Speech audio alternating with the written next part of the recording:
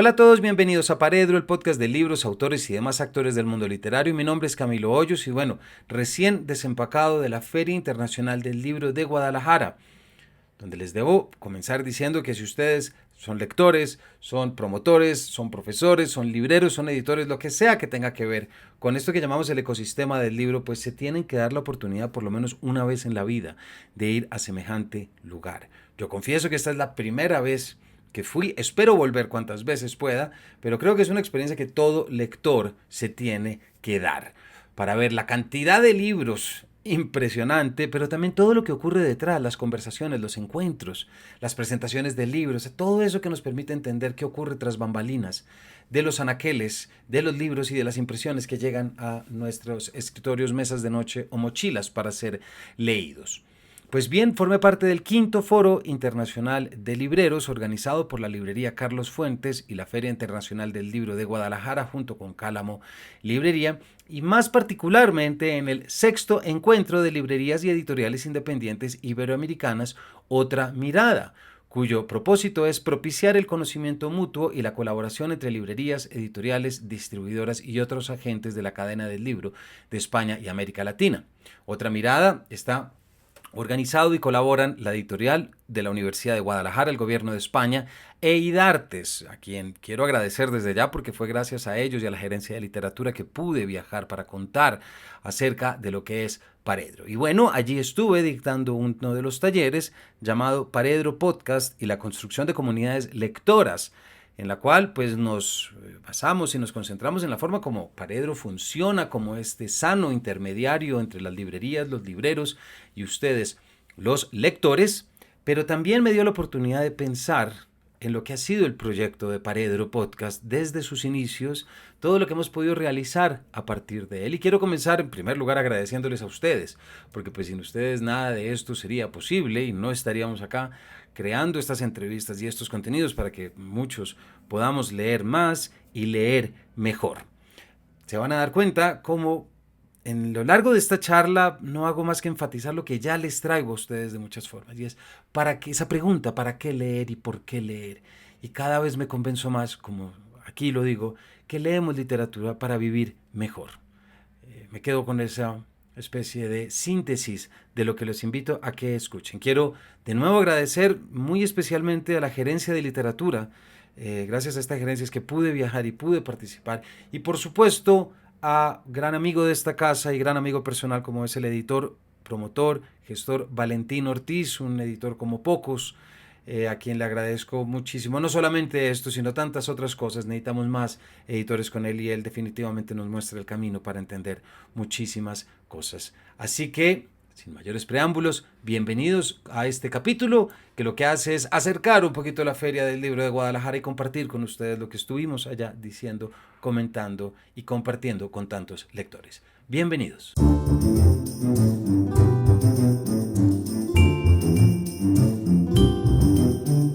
Pues muchísimas gracias por estar acá, por su compañía. Mi nombre es Camilo Hoyos.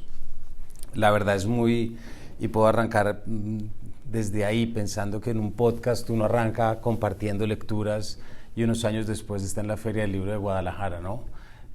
Y creo que arrancar por ahí también nos permite entender un poco lo que permite un podcast, las dimensiones que da y sobre todo como esas consecuencias. Entonces, muchas gracias por acompañar. Para hoy estamos en el Foro de Libreros, ¿cierto? Entonces, y el tema que nos convoca es conformación de comunidades lectoras. Entonces, para mí también ha sido un ejercicio muy interesante pensar en cómo poder sintetizar o traer una historia de cómo existe Paredro y de cómo se ha dado Paredro y cuáles han sido como digamos esas distintas aprendizajes y distintas llegadas. Entonces vamos a estar charlando, les quiero compartir por supuesto lo que ha sido un poco la génesis de Paredro, desde dónde salió, cuáles son los criterios que están detrás. Por supuesto, abierto a que cuando quieran hacer alguna pregunta se pueda hacer. Por dicho, esto es como en el podcast, charladito, pero con rigor, como nos gusta decir. ¿Listo? Entonces, voy a ir parándome aquí para ir moviendo. Les pido disculpas que hubo un tema de la diagramación que de pronto nos cambió, pero quería arrancar un poco trayendo estos primeros indicadores para quien conozca o no conozca Paredro, un poco para que veamos cómo se ha llegado acá. Luego vamos a detenernos más sobre las estadísticas. ¿Listo? Pero en este... perfecto, gracias.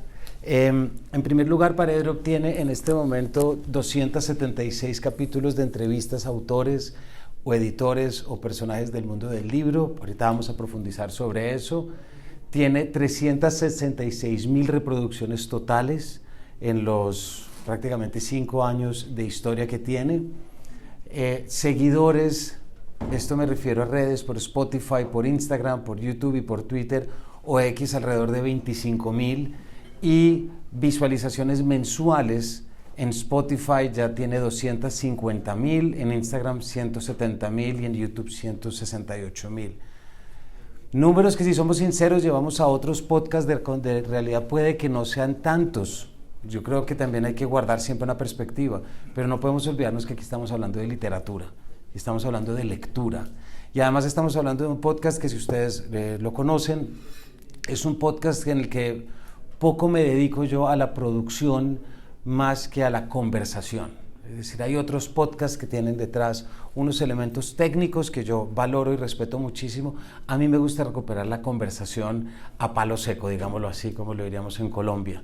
Es decir, quien le interese Paredro es porque le gusta oír una conversación entre un autor y quien lo entrevista, y no necesita en ningún momento otro tipo de alivio, sea este sonoro, sea este de producción. No digo en ningún momento que esto esté mal, por supuesto, pero a mí me interesa es volcarme sobre el texto, como lo estaremos viendo hoy. Me parece que lo más importante y lo que les quería contar hoy, pensando en esto de la consolidación, me interesa muchísimo contarles cómo llegué a Paredro y después qué ha pasado desde que Paredro se creó, ¿cierto? Por eso lo llamo hacia el podcast, todo lo que es el proceso de creación, y luego desde el podcast, que son los resultados y las consecuencias de esa creación, siempre pensándolo en los ámbitos ya sea de libreros o de editores o profesores, lo que ustedes desempeñen, porque van a ver que aquí tiene mucho que ver. Y desde el comienzo quiero decirles que para mí lo más importante es el hacia el podcast. Es decir, claro que montar un podcast es fácil, no nos digamos mentiras. Basta un micrófono, basta un servidor, basta una red donde uno cuelgue. Pero mi gran aprendizaje ha sido como, bueno, ¿qué quiero hacer con ese podcast? ¿Y qué tipo de lectura quiero invitar a hacer? Si se fijan ahí, no solamente es recalar sobre lo técnico, sino también sobre lo emocional. ¿Cómo quiero que la gente sienta cuando venga a abordar este tipo de lectura? ¿Verdad? Entonces, quiero contarles, en primer lugar, algo que me parece muy importante, y es, bueno, ¿cómo se llega a la idea? Porque yo creo que muchas veces pensamos en el producto y a veces no pensamos en qué quiero evocar a través de este producto y qué es lo que puedo decir. Y por eso quiero comenzar diciéndoles que, o mandando mi propia hipótesis, si se quiere, en el que me pregunto por el impacto o por qué la creación de las comunidades lectoras. Arranco con la hipótesis de que en Paredro hemos podido hemos podido formular y promover tanto una ética como una estética de la lectura literaria. Y eso es muy importante. Puede que aquí nos acompañen periodistas, sobre esto voy a volver más adelante, pero es evidente que todos sabemos que el nuevo periodismo está sujeto a los likes y a la inmediatez. Entonces, muchas veces, lastimosamente, y con esto no quiero culpar a nuestros amigos los periodistas, pero sí los medios de noticias, no se puede desarrollar lo suficiente una ética, digámoslo. Sí, una estética, que es la formulación de la nota, pero la ética de por qué hay que leer un texto muchas veces no se llega a eso. Entonces, por eso, en eso me voy a detener un ratico largo. Vamos a leer, vamos a traer bibliografías, vamos a traer citas, porque me interesa, como siempre, como hago en el capítulo, volcarme sobre los textos, porque creo que tenemos que estar siempre de la mano del texto. Y también puedo adelantarles de que gran parte de lo que ha sido Paredro ha sido la forma como se ha podido llevar la experiencia del aula, porque yo soy sobre todo profesor de literatura. Me he convertido en promotor de lectura y soy feliz promotor, pero si me lo preguntan, yo soy sobre todo un profesor y me considero un profesor. Por lo tanto, Paredro de alguna forma sí ha sido llevar la experiencia del aula a la experiencia de los medios digitales. Y lo que me ha servido muchísimo a mí es no olvidarme en ningún momento que soy profesor de literatura, no soy un periodista. Y esto no lo digo criticando, repito, no quiero criticar a los periodistas, pero hay una diferencia de lectura cuando uno es un profesor, cuando uno es un editor, a cuando es un periodista. Y en eso creo que estamos de acuerdo.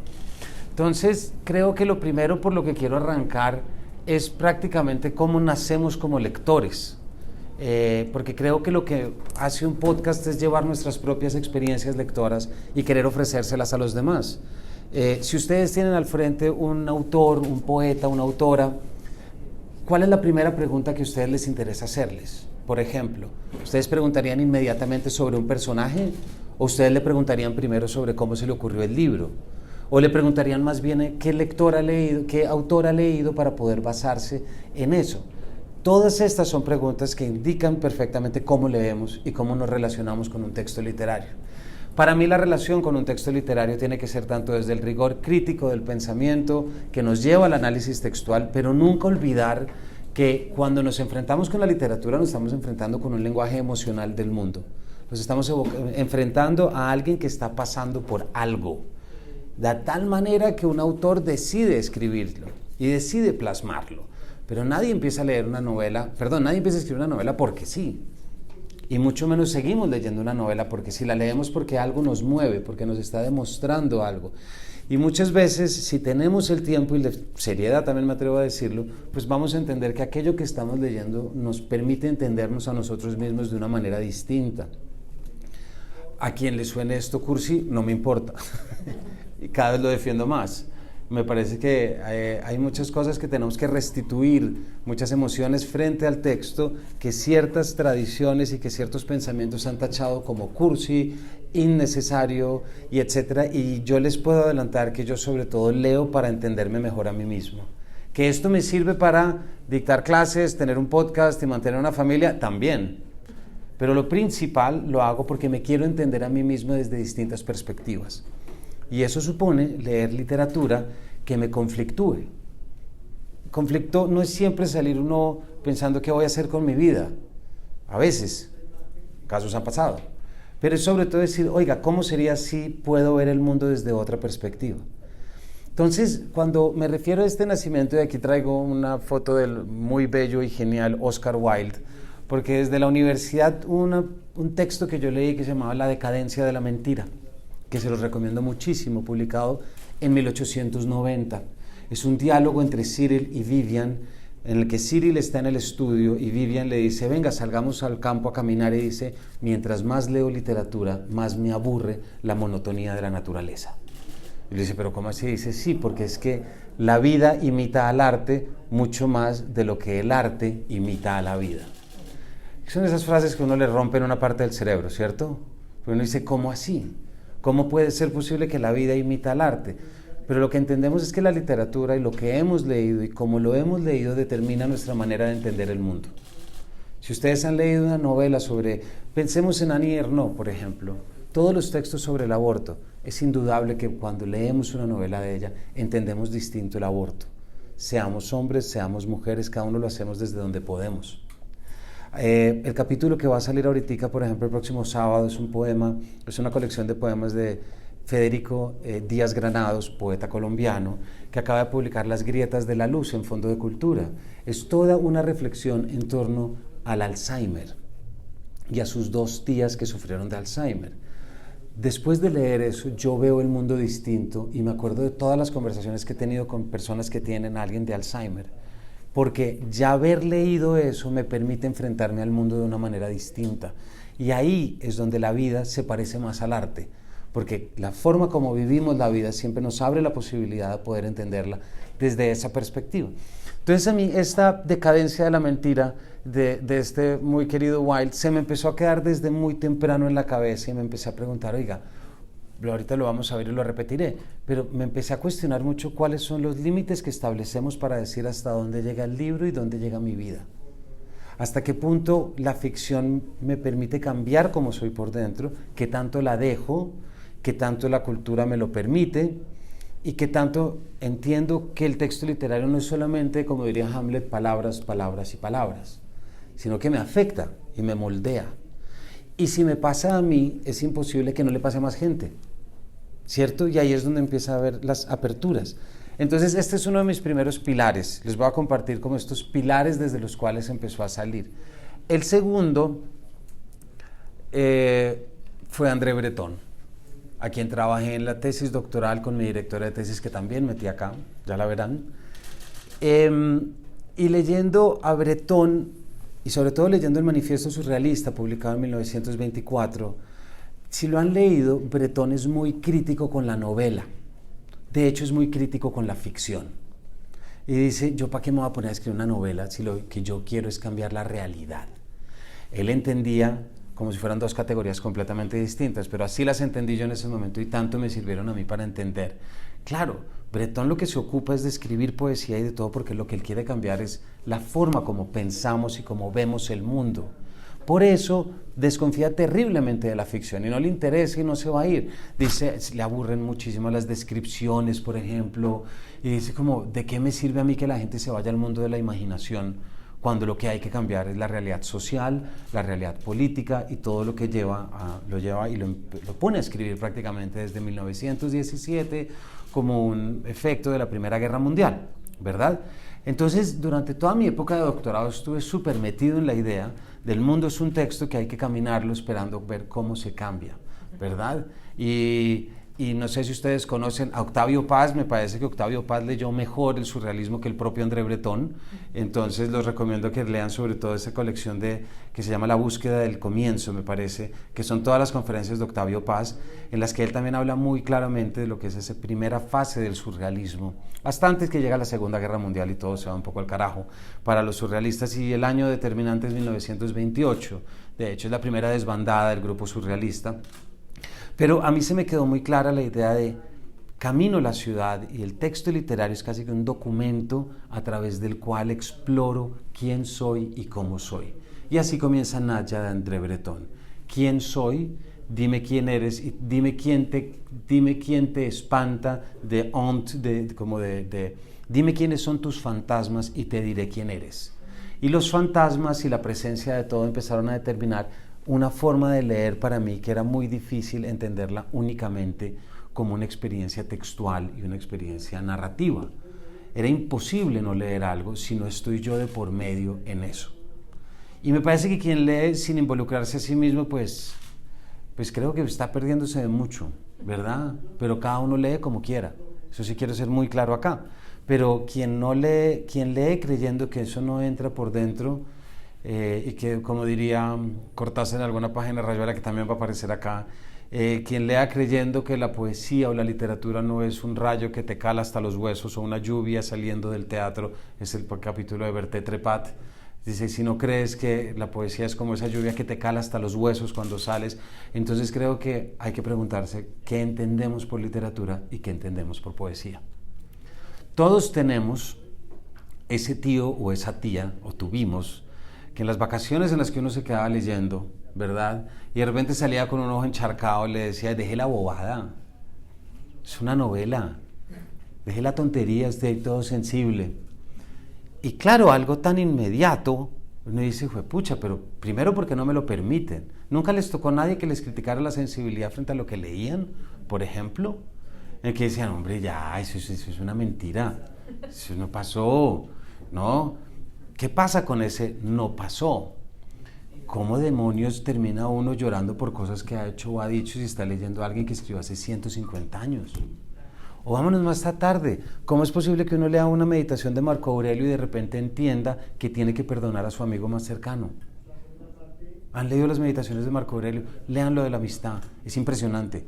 Es como parar en la estación de gasolina de la amistad y le recuerda a uno lo que es importante. ¿Cómo demonios se puede conseguir? Entonces, claro, podemos decir dos cosas. Podemos pensar como los tíos y tías o hermanos o padres, que es deje la bobada, eso no es mentira. O de repente le podemos empezar a dar un campo mucho más importante en nuestra experiencia vital y empezar a confiar en esos personajes de la ficción que leemos. ¿Ustedes han tomado alguna decisión a partir de un libro o de un poema que hayan leído?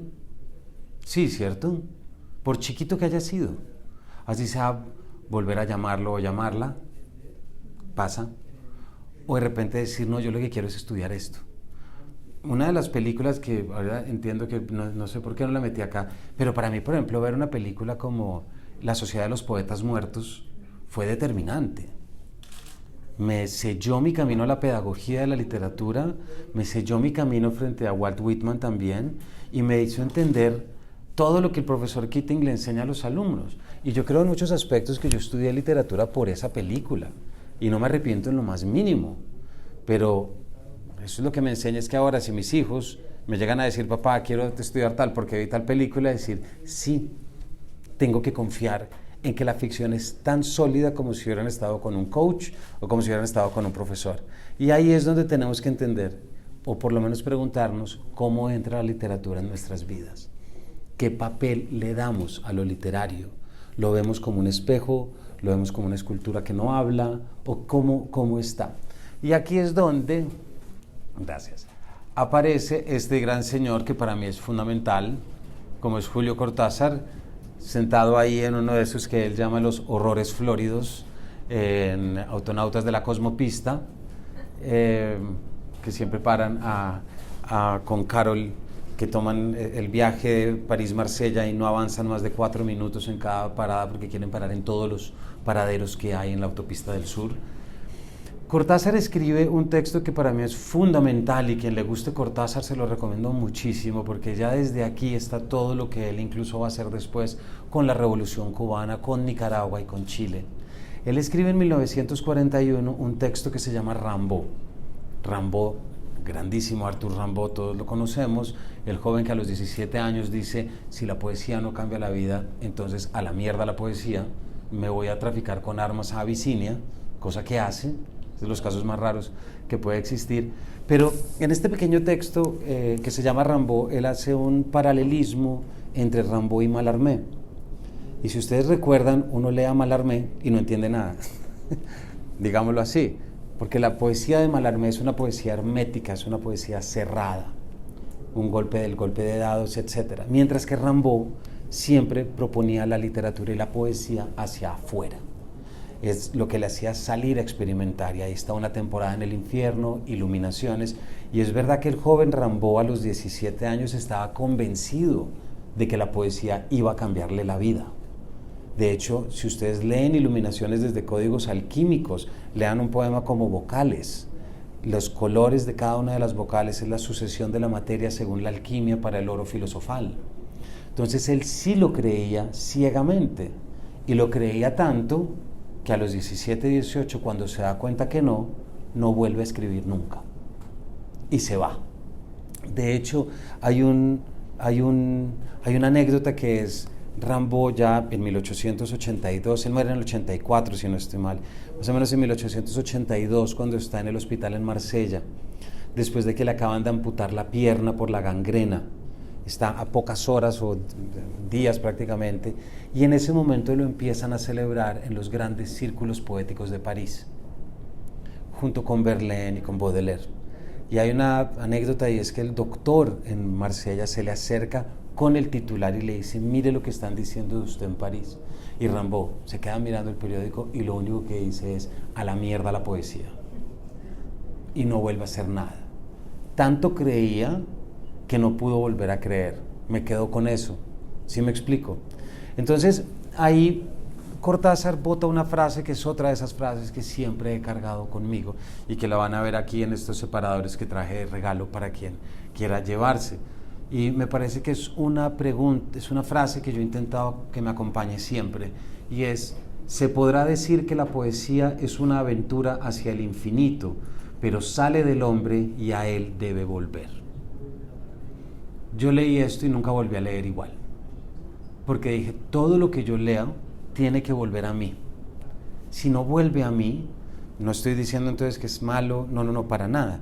Intento que lo que lea vuelva a mí, es decir, me pregunte y me cuestione sobre cómo me enfrento, cómo leo y cómo voy a enfrentar a mi hijo que está empezando a salir, o a mi esposa que se puede enfadar conmigo, o yo que me puedo enfadar con todo el mundo, ¿cierto? Toda experiencia tiene que terminar en mí mismo. Y para mí ese es un principio de lo que es la lectura literaria. Nada que se escriba deja de hablar de mí cuando yo lo leo. Por lo tanto, es fundamental entender, y ahorita lo vamos a ver a partir de una crítica literaria, que yo como lector, yo construyo el texto. No es que el texto ya esté construido, yo lo construyo, ¿verdad? Yo lo complemento. Y no hay nada más importante que matar a los autores y a las autoras y dejar de verlos como unos dioses absolutos. Lo decimos ahorita con la reciente publicada versión de Pedro Páramo. Lo digo a 6, 8 días que salga 100 años de soledad. ¿Ustedes se imaginan cómo está la gente en Colombia con eso? Ya fue un problemita de haber publicado En agosto nos vemos. La gente parecía hablando de como bravos, como si se hubieran publicado novios del exnovio o la exnovia. En verdad, como ¿cómo se les ocurre hacer esto? No, ¿cómo se les ocurre llegar a mancillar el nombre? Hay que mancillarlo todo, perdón. Hay que romperlo todo, porque si no lo rompemos, entonces deja de pasar a través nuestro. Hago la referencia a esa muy bonita frase de Nietzsche al final, que cuando se refiere a la muerte del Dios teológico. Claro que queda el Dios personal, pero el Dios teológico, esa cosa allá arriba que nos mira y nos juzga, sean creyentes o no, ese ya dejó de existir. Yo lo entiendo también desde ahí. Todo tiene que pasar a través mío, y si yo soy profesor de literatura, tengo que hacer todo lo que yo pueda para que eso pase a través de mis alumnos, y desde el podcast lo pienso igual. Porque también les adelanto, para mí cada capítulo de Paredro es una pequeña clase de literatura, y así la entiendo. La gente no puede pasar por un capítulo sin que se le quede algo para la vida. Es de ese nivel. Ahora, que entonces todos los autores invitados escriben para cambiar las vidas, no. Esa decisión la tomo yo. Y quien me diga que no puedo, ahí está la puerta. ¿Sí me explico? Y si un autor me dice, no, es que yo no escribo para eso, le digo, no le creo. O allá usted. Eso me pasa, de pronto más tarde podemos volcar sobre eso. En Paredro a mí me gusta mucho explorar, además porque mi esposa es arteterapeuta, la mejor arteterapeuta del mundo, entonces entiendo muy bien el poder de contención de una obra de arte, y lo respeto muchísimo. Y me enfrento con muchos autores y autoras que han escrito unos libros en los que todo el mundo se ha reflejado que haya tenido un problema, y muchos, sobre todo los que no pasan de 45 años, también debo decir, dicen, no, yo no tengo nada que ver. Lo llamo un poquito el fantasma de Paulo Coelho, ¿saben? Como esa cosa que creen que se les va a relacionar con Paulo Coelho, y que de repente es decir, como tú escribiste El Nuevo Alquimista, y salen corriendo diciendo, no, yo aquí no tengo ninguna responsabilidad en eso. Me parece un poco ingenuo, pero cada uno dice y hace lo que quiera. Entonces fíjense que este Mallarmé versus Rimbaud también me hizo pensar que siempre me iré con Rimbaud, ¿verdad? Siempre me iré con una poesía que me invita a reflexionar sobre mi vida y entender cómo la puedo cambiar desde dentro. Y ahorita vamos a ver la importancia de una pregunta como esa en las épocas y en el tiempo que estamos viviendo, que es distinto al momento en el que Cortázar escribió esto.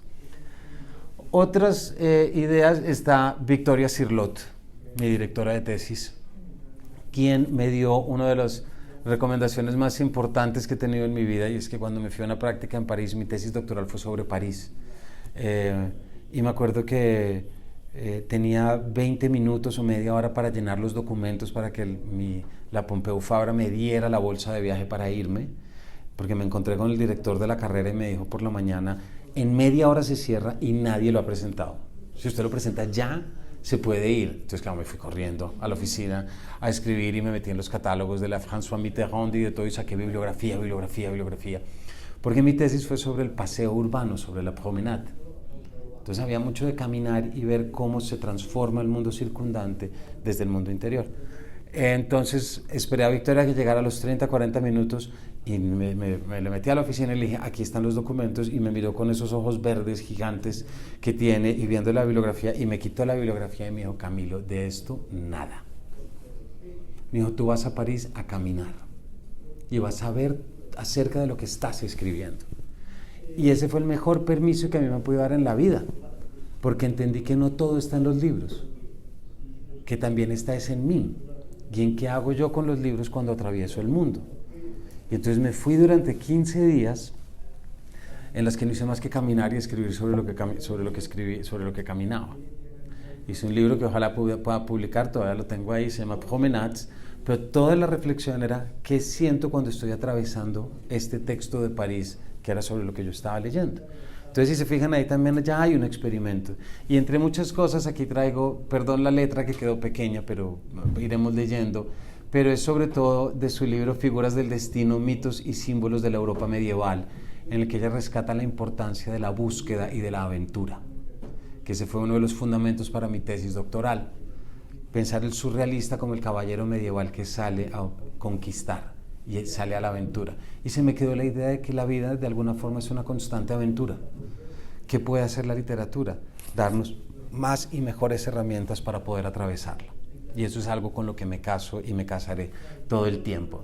Luego, ¿cómo vamos de tiempo? Vamos bien de tiempo.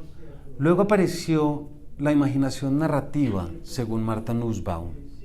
Y este está en un texto que se llama, bueno, ella lo dice en muchas obras, pero está sobre todo en El cultivo de la humanidad, en el que ella me trajo una idea de la que yo siempre había leído, pero como pasa tantas veces, uno necesita espaldarazos para poder estar tranquilo, ¿cierto? Y decir, no soy yo, hay otra gente que piensa como yo y lo importante que eso pueda ser. Y en este caso, pues lo que resultó aquí fundamental fue que Martha Nussbaum ya declara que la imaginación narrativa es un poco el terreno que abonamos desde la lectura de la literatura para poder enfrentar mejor los retos del día a día. Si alguien ha leído una novela sobre exclusión racial o de género, si la ha aprendido a leer, es muy probable que tenga más herramientas para enfrentarse a una realidad que suponga una exclusión. Y ojo, no estoy diciendo que lo hace bueno, no, eso es decisión de cada uno. Por eso no creo en el moralismo y en la bondad de la literatura. Sí creo en la libertad para decidir desde el pensamiento crítico, que es distinto. Exactamente, es posicionar y es ubicarse en el mundo, porque tengo más referencias. Si yo conozco más personas a través de la ficción, me puedo relacionar mejor con todo el mundo, porque ya estoy en ese territorio que me gusta llamar el gimnasio de las emociones. Porque yo voy a la obra y en la obra me bato con los personajes y me bato con el racista, con el clasista, con el homófobo, también me bato con el gay, me bato con todo el mundo, porque estoy en un terreno en el cual puedo aprender a mejor llevarme a otro lugar. Y entonces ahí fue cuando empecé a entender y a través de Martha Nussbaum me dije, hombre, esto se puede llevar a unos niveles más amplios y puede salir de una estética, que es como yo lo estaba pensando, y lo puedo empezar a convertir en una ética. Es decir, en proponer la lectura sin moralismos de nuevo, pero sí con una oportunidad muy clara de mejorar la vida y la realidad. Y aquí entramos en otro terreno que todo el mundo va a decir, no, la literatura no es... Y el mismo Oscar Wilde lo dice en el prefacio de Dorian Gray, dice todo el arte es bastante inútil, all art is quite useless, y no hace más que defender eso, pues yo no le creo. Así como no le creo a muchos autores que dicen, yo no tengo nada que ver con tu sanación. No le creo y ya. Así como no le creo a Juan Rulfo cuando dice que Juan Preciado se encuentra con los hermanos incestuosos y es una visión, tampoco le creo. Sí se los encontró. Porque uno sí puede quitarle ese poder al autor o a los grandes, digamos, intermediarios de la cultura para uno proponerse. Siempre desde la responsabilidad y desde la ética, más en el tiempo en el que estamos viviendo. Entonces... Cuando Martha Nussbaum establece que el estudio de la literatura en la educación superior es relevante para fortalecer, esta no es una cita textual, se me fue una comilla, pero no es una cita textual, es relevante para fortalecer la formación de los ciudadanos del mundo, la palabrita se me empezó a quedar, porque yo vengo de un país que se llama Colombia, y yo vengo de un país en el que tenemos ciertos problemas sociales y de violencia. Llevamos con una guerra de 50, 60 años, tenemos unas grandísimas inigualdades económicas, sociales, y sí creo que yo puedo hacer algo desde ahí. Y sí creo que como profesor de literatura puedo poner mi granito de arena. ¿Que si todo el mundo lo tiene que hacer? No. Vuelvo de nuevo. No digo que todo profesor de literatura tiene que, pero un profesor de literatura o alguien que está en un podcast como este, pues no estamos trabajando con botellas. No estamos trabajando con suelas de zapatos, y eso que es una buena metáfora para caminar mejor. Entonces, fíjense que hasta algo puedo sacar de ahí. No estoy trabajando con tornillos, estoy trabajando con emociones, lo quiera o no aceptar. Tenemos muchos autores, profesores, que igual cuando nos o periodistas para ese tema, que cuando nos traen un texto quieren que nos olvidemos de ese aspecto emocional. Y ahí digo como miércoles, ¿por qué? Y entonces ahí digo, ¿será que es como un miedo a abrir la caja de Pandora? Que muchas veces puede pasar, porque tampoco creo que una aula de literatura tenga que ser un espacio abierto de terapia, pero funciona.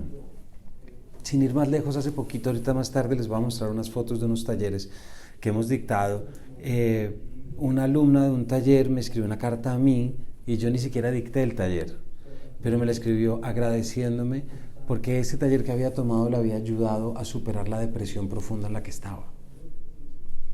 Otro alumno de literatura que venía de ingeniería, nunca había leído, le tocó tomar un curso de Bretón en la Universidad de los Andes, y al terminar el semestre me puso un correo agradeciéndome y diciéndome que haber conocido a Bretón había finalmente podido olvidarse de sus tendencias autodestructivas.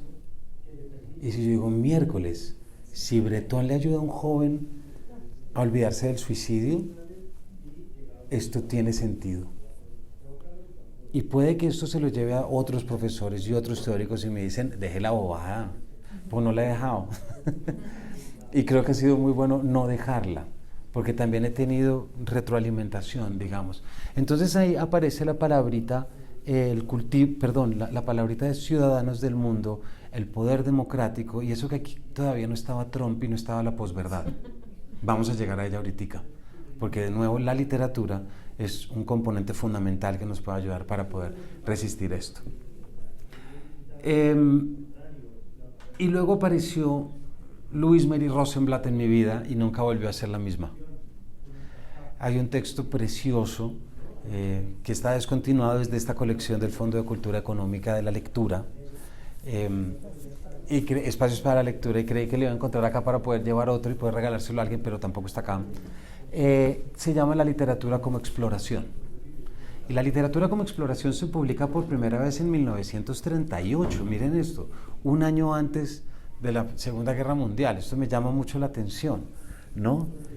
Y en ella, ahorita vamos a ver, pero el título de La literatura como exploración refiere que la literatura tiene que ser una exploración del lector.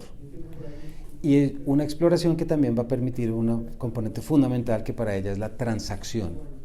De ella, yo recibo tanto la idea de cuando yo leo un texto, yo no lo descifro, yo genero una transacción, el texto me da y yo le doy al texto. Pero el texto nunca es completo sin mí. Y eso es difícil que haya muchos lectores que lo entiendan así, sobre todo profesores, porque todo el mundo quiere que uno se suba a la altura de Shakespeare, pero es que Shakespeare hay que bajarlo de su altura, que esté a la altura de un niño de 18 años. Yo no le puedo decir al de 18, no, vuélvete solemne para poder entender, porque ¿quién le dan ganas de volverse solemne para entender algo? Si ya nos cuesta poner la corbata. Entonces creo que hay que eliminar todo eso y dejar de pensar que la literatura está allá arriba y hay que ser todo. No, al contrario, hay que bajarlo de allá arriba, desde el respeto, desde lo ético y todo. No estoy hablando como un youtuber, que lastimosamente hay muchos que lo hacen así, pero hay otros que no.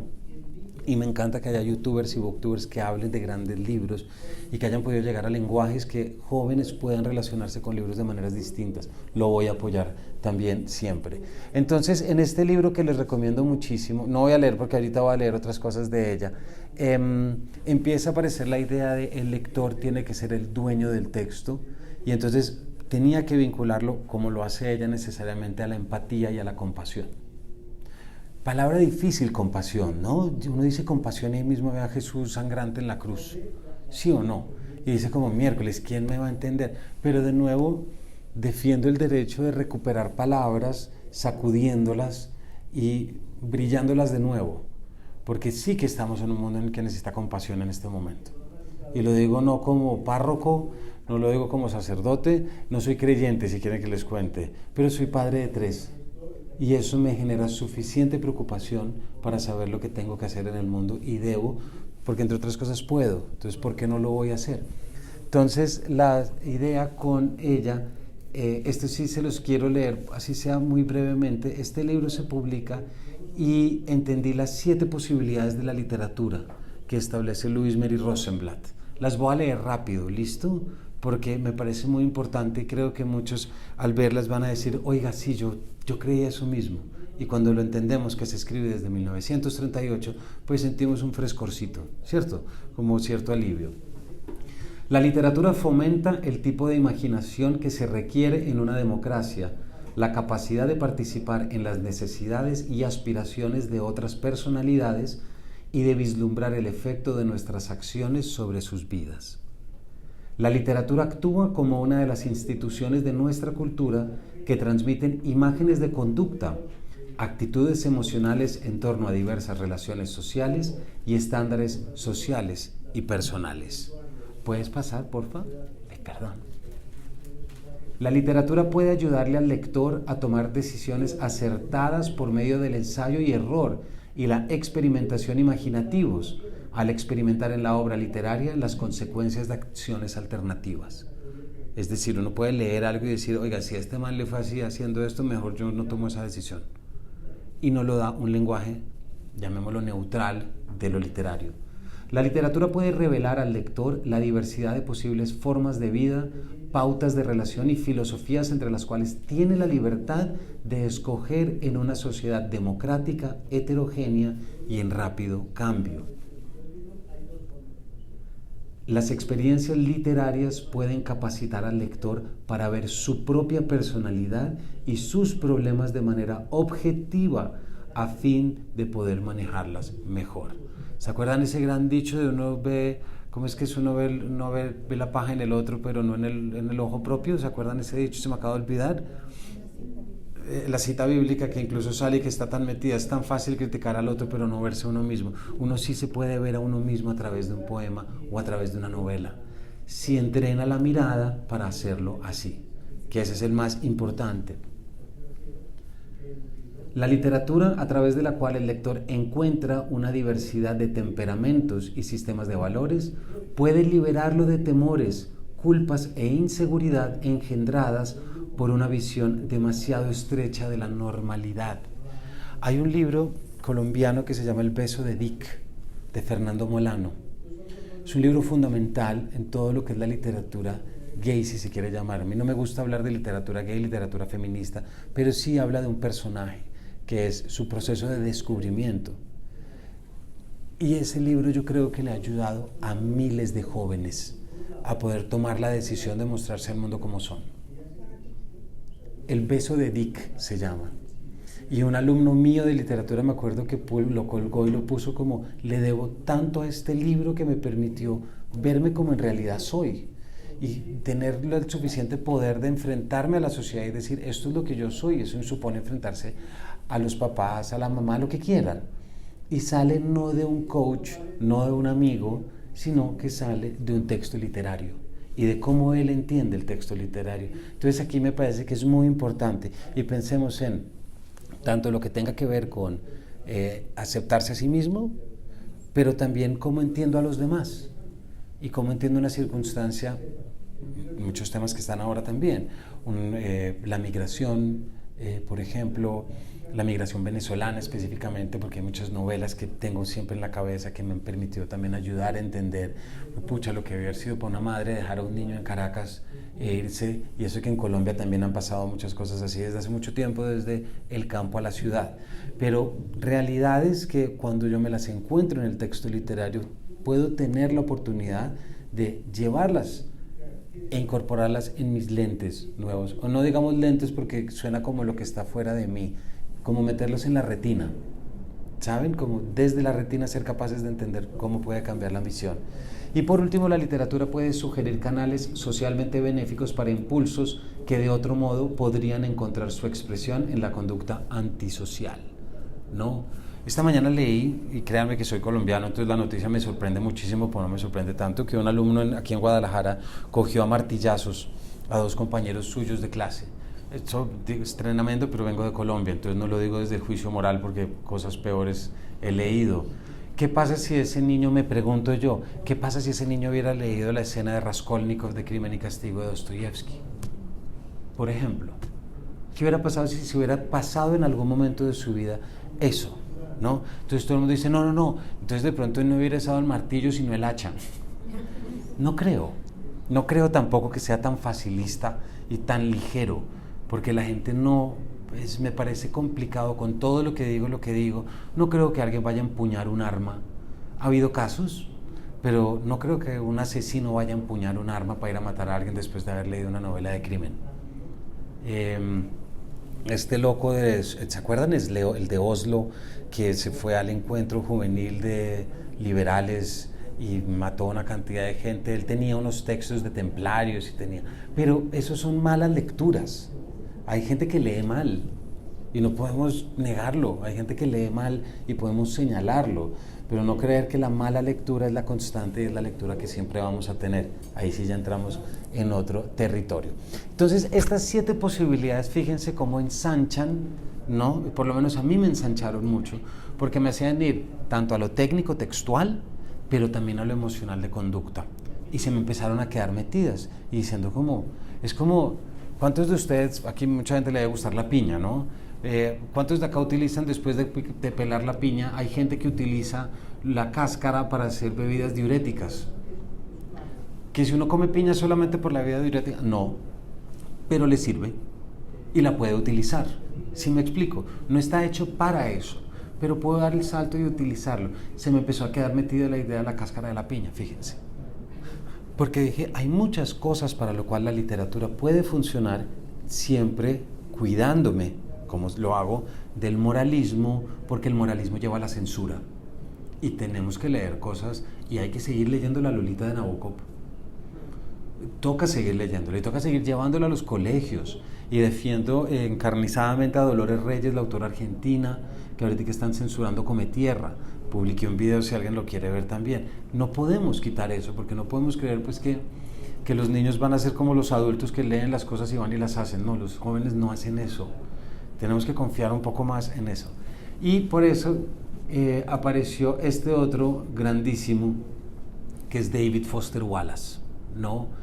Y este ya fue la tapa. Esto ya cuando decirles que, ahorita que les preguntaba si han tomado decisiones desde la literatura, yo sí les puedo contar que yo renuncié a un trabajo después de que conocí a David Foster Wallace. Me fui a unas vacaciones y leí a David y después volví diciendo yo, ¿qué hago trabajando acá? Y era una importante institución académica pública de Colombia, del Ministerio de Cultura, y después de leer a Foster Wallace dije, esto ya no puedo seguir mi vida. Y fui y renuncié. Además lo hice bien porque estaban a punto de pedirme la carta de renuncia, entonces fue una gran revelación. Me dijo más de lo que yo podía imaginarme. Y este texto, esta es la única fotografía, hay 2 fotografías de este día. Esto es David Foster Wallace leyéndole el keynote speech, el discurso de graduación a los graduados de artes liberales en Kenyon College. Esto es en 2004, esto es 5 años antes de que se suicidara, ¿no? Y lee el texto que se publica como esto es agua.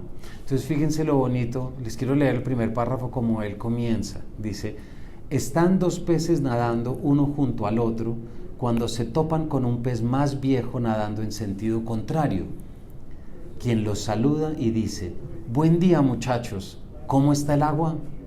Los 2 peces siguen nadando hasta que después de un tiempo uno voltea hacia el otro y pregunta, ¿qué demonios es el agua? Que es buenísimo, no me canso de repetir eso, y él lo explica.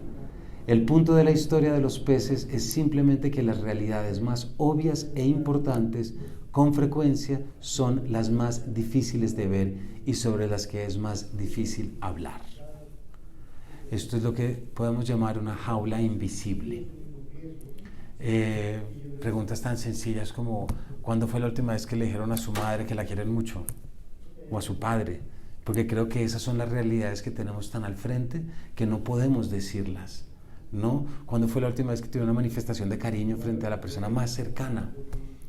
Claro, está tan cerca que uno no puede verlo y no entiende que tiene que hacerlo a veces.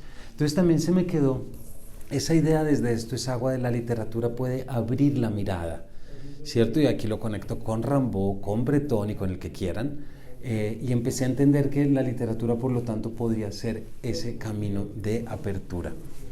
Y entonces en ese momento todavía estaba dictando clases en la universidad y me dio por preguntar al final de las clases de alumnos de literatura, esto fue en la Universidad de los Andes y en la Universidad Javeriana, me dio por preguntarle a los alumnos al final, bueno, ¿ustedes por qué leen literatura? Y yo nunca había visto un grupo de jóvenes más conflictuado y confuso que después de esa pregunta. Y yo creo que si le preguntamos al ingeniero o al economista, puede contestar de una manera más acertada, ¿cierto? Pero al estudiante de literatura, va a ser prácticamente este intermediador, profesor, mejor dicho, se está capacitando para formar parte del ecosistema del que todos formamos parte acá, que es el ecosistema del libro. Sea que se conviertan en libreros, en editores, en correctores de estilo, lo que queramos. Pero si es el que está recibiendo 4 o 5 años y no tiene ni idea por qué lo hace, dije, de pronto hay que detenerse y mirar el agua. ¿Sí me explico? Y de pronto ya es hora de como decir, bueno, entonces, ¿esto por qué lo hacemos? ¿Cierto? Y entonces estaba en medio de todas estas pesquisas cuando de repente fui invitado al Festival del Libro del Parque 93, esto fue en Bogotá. Esto fue una mesa genial que tuvimos con Juan Gabriel Vázquez, con Ricardo Silva y con Laura Restrepo. Y fue alrededor de estos 3 libros. Ficcionario de Ricardo Silva, un libro en el que él reflexiona en torno a qué es la ficción, cómo lo ha afectado la ficción, cómo entiende la ficción desde su vida y qué espera. Y él dice, mi vida, como me gusta tanto el drama, mi vida ha sido siempre una obra dramática, porque como leemos es como nos leemos a nosotros. Y también era un libro en el que reflexiona sobre el quehacer novelesco y literario. Luego estaba Viajes con un mapa en blanco de Juan Gabriel Vázquez, en el cual se pregunta también cuáles son los poderes de la ficción y qué puede hacer la ficción. Estos 2 libros se publicaron con 2 o 3 semanas de diferencia y por supuesto no se pusieron de acuerdo para escribirlos. Pero si se fijan, si esto es febrero 10, estos se publicaron a finales del 2018. Y a finales de 2018 Trump ya había ganado y el plebiscito por la paz en Colombia había perdido. 2 reacciones que lo que decían es cómo puede la ficción entrar a ayudar en este momento. Cómo puede la ficción entrar a ayudar contra la posverdad, contra los hechos alternativos, contra pensar más desde la emoción que desde la razón, ¿verdad?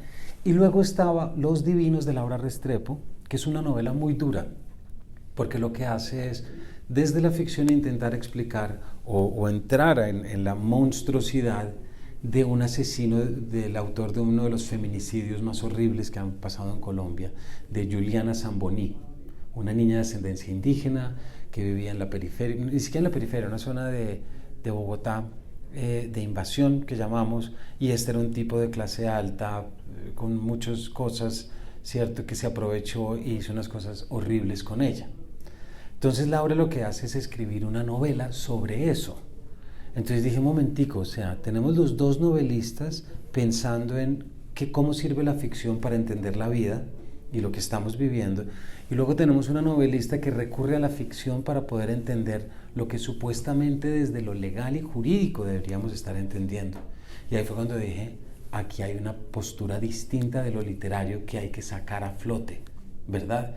No que ellos lo dijeran tal cual, pero si ustedes combinan estos 3 libros con todo lo que les estaba contando anteriormente, pues algo hace clic, ¿cierto? Y lo que hizo clic fue esta pregunta o esta afirmación, que la ficción y la novela son dispositivos para leer mejor la realidad.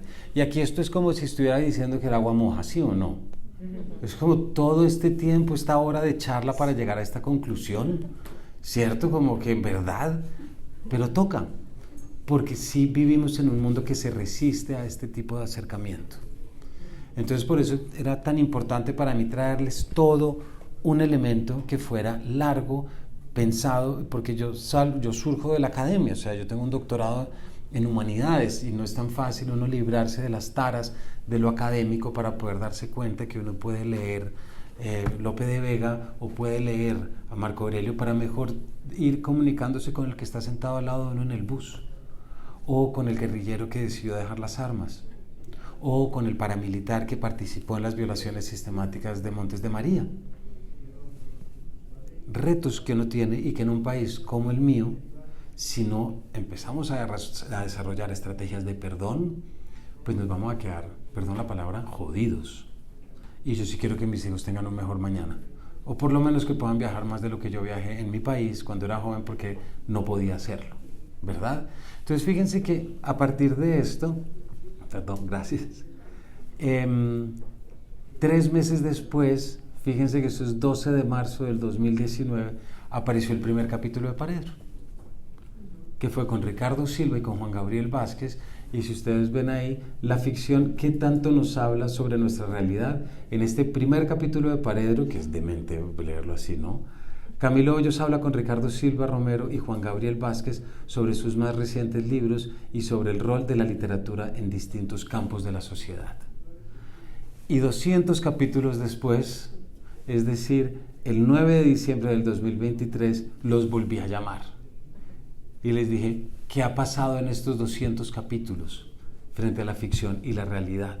Y volvimos a abordar los mismos temas que habíamos abordado al principio. Esto como una constante mía para recordarme que es por esto por lo que estamos acá, ¿cierto? Y el capítulo 100 fue un capítulo con Irene Vallejo que también tenía mucho que ver de qué nos sirve en este momento volver a traer a Alejandro Magno, de qué nos sirve volver a traer la Ilíada, ¿no? Y volver a pensar en Aquiles. Pues nos sirve, ¿verdad? Y un éxito como este libro, y sobre todo el éxito que tuvo ese libro en Colombia, pues fue impresionante. O sea, creo que el otro día el esposo me contaba de Irene, Enrique me decía que, que creo que los 2 países, que es una cifra que me parece alucinante, los 2 países en los que más se ha vendido El infinito en un junco es en Alemania y en Colombia. Hágame el favor, ¿cómo se mete Colombia en ese listado? Y no solamente lo digo porque también hay un componente económico. Es mucho más fácil para alguien en Alemania comprar un libro que para comprarlo. Pero aún así, lo que Irene Vallejo llama la tribu del junco en Colombia fue impresionante ahorita que estuvo en la Filbo. De hecho, no paró. Todo el mundo estaba detrás y todo el mundo quería verla porque casi que la veían como una mensajera, ¿verdad? Como una portadora de buenas noticias que nos recordaba que el humanismo está bien. Entonces aquí, hasta que les quería contar acerca de cómo llegué al podcast. Fíjense que tuvo sus lecturitas. Y vuelvo a contar por qué, porque creo que esto es lo que me permitió llegar a una solidez, por lo menos de criterios de lectura de cómo quiero leer en mi programa. No es la coyuntura del periodista, que respeto mucho, no es el like de youtuber, que respeto dependiendo de él. Mi hijo me regaña siempre que hablo mal de los youtubers, entonces traigo la enseñanza y no puedo hablar mal de todos. Hay unos que lo hacen bien, hay otros que no, porque también hay otros que van a meterle ligereza donde no hay ligereza y eso no me gusta, porque el mundo es difícil y la vida es difícil, ¿no? Y vamos a pasarla mal y tenemos que acostumbrarnos a pasarla mal, porque es que si no, no vamos a salir adelante. Pero el resultado de esta variedad de lecturas fue la aparición de Paredro Podcast como el espacio que ya ustedes seguramente conocen. Y aquí es donde quiero empezar a reflexionar en torno a experiencias sobre lo que ha sido, ¿cierto? Entonces aquí ya entro como en otro tipo de charla y la empiezo a variar un poco porque la primera es como el marco teórico y ya aquí han sido mis propias sorpresas a lo largo. Y fíjense que arranco con la primera y tengo que ponerlo así. Esta primera la llamo lo conceptual, que es lo que se genera esa consolidación de la comunidad lectora. Y fíjense que algo que estoy convencido de que es fundamental para esa consolidación es que me leo el libro completo. Y de nuevo estoy diciendo que estoy descubriendo el agua, ¿cierto? Pero no, porque es que ¿no les ha pasado a ustedes que se encuentran con notas larguísimas en los diarios de periodistas culturales que no se leyeron todo el libro? Y uno se da cuenta, y no los quiero acusar, pero sí quiero acusar a sus jefes. Porque si te ponen a leer la novela de Jonathan Franzen de 500 páginas, pues pucha, no le obligues a que tenga la nota lista en 4 días porque es obvio que no lo va a poder hacer. Organízate mejor y entrégasela 15 días antes. Y eso se puede hacer. Me niego a creer que no se puede hacer. Entonces el periodismo cultural, ¿qué ocurre? Muchas veces por la inmediatez de las redes sociales y por los likes no puede tener todo el tiempo que quisiera para poder hacerlo. Uno desde el podcast sí. Porque yo no tengo que publicar lo que se acaba de publicar. Yo no tengo que traer lo que se acaba de publicar. Por ejemplo, me entregaron antier, tuvo la presentación ayer o antier acá, del último libro de Jorge Volpi, son como 600 páginas. Pues tengo que arrancar ya. Si quiero entrevistarlo para allá en febrero. Pero tengo que saber que me va a tomar mi tiempo leérmelo y hacer hasta lo imposible por poder leer todo el libro.